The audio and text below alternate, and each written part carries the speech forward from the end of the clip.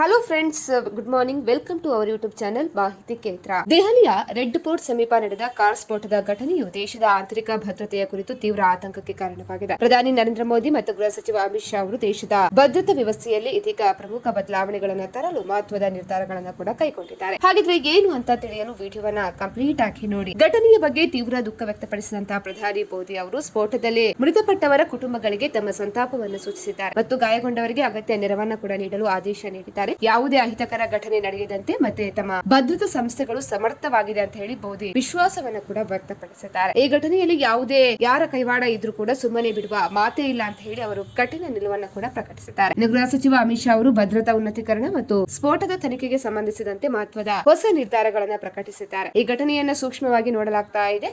NIA ಮತ್ತು NSG ತಂಡಗಳು ಸಹಕಾರದೊಂದಿಗೆ ಸ್ಫೋಟದ ಹಿಂದಿನ ಸೂತ್ರಧಾರಿಗಳ ಪತ್ತೆಗೆ ತನಿಖೆಯನ್ನ ತೀವ್ರಗೊಳಿಸಲಾಗಿದೆ.